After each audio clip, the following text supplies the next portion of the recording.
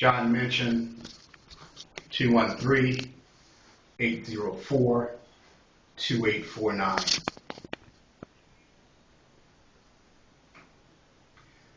First march I ever led, I was surrounded by all kinds of people.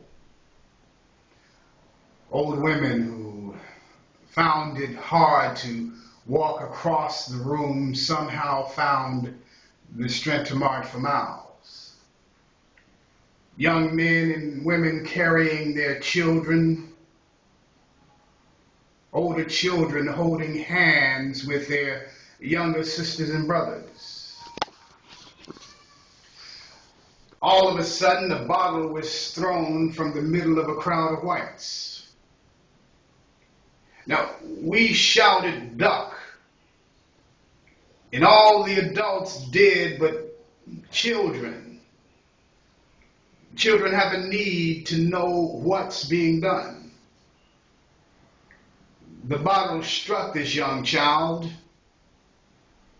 It cut the whole left side of her face. None of us had time to get angry then. We rushed to protect her, to console her, to help stop the bleeding, but we marched on. Then a few moments later, this huge white man must have been bigger than the truck he was driving in that night. This man with all his force yelled, "Go home, you little nigger bastard." He was screaming at this boy.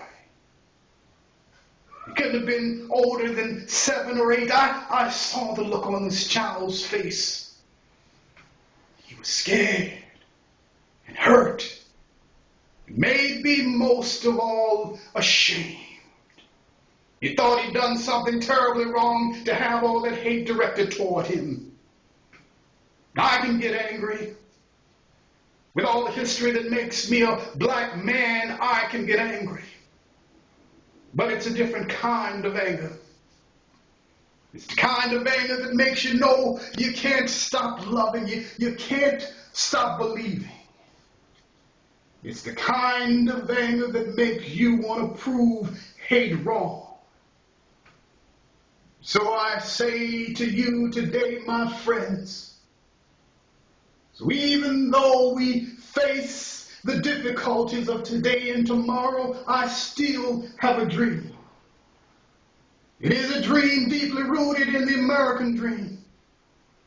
I have a dream. One day this nation will rise up and live out the true meaning of its creed. We hold these truths to be self-evidence that all men are created equal. I have a dream that on the red hills of Georgia, sons of former slaves and sons of former slave owners will be able to sit down together at the table of brotherhood. I have a dream today that even in the state of Mississippi, a state sweltering with the heat of injustice, sweltering with the heat of oppression, will be transformed into an oasis of freedom and justice. I have a dream today that my 4 little children will one day live in a nation where they're no longer judged by the color of their skin, but by the content of their character. I have a dream today. I have a dream today that down in Alabama, with its vicious races, with its governor having his lips dripping with the words of interposition and nullification, right there in Alabama, little black boys and black girls will be able to join hands with little white boys and white girls and walk together as sisters and brothers. I have a dream. I have a dream today that every valley shall be exalted, every hill and every mountain made low. The rough places will be made plain and the crooked places made straight.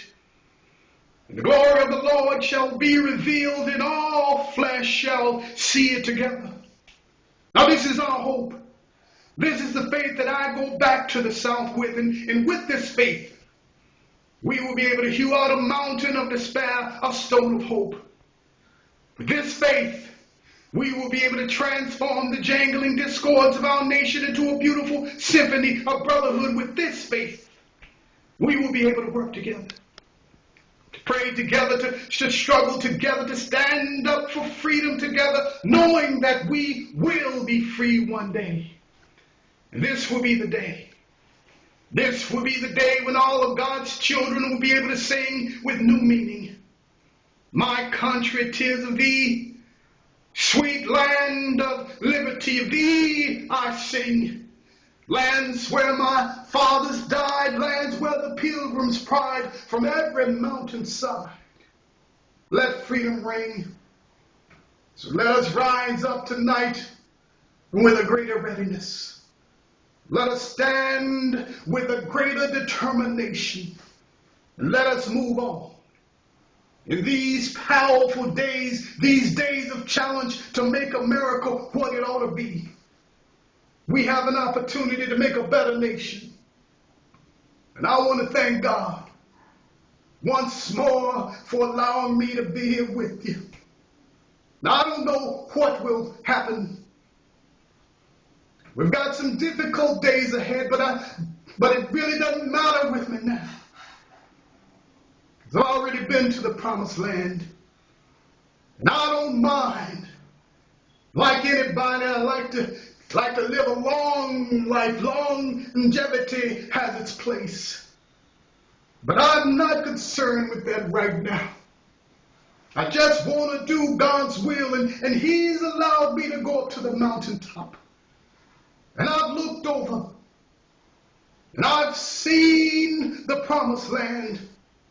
Now, I may not be able to get there with you, but I want you to know tonight that we as a people will get to the promised land.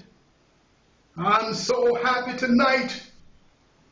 I'm not worried about anything. I'm not fearing any man. My eyes have seen the glory of the coming of the Lord.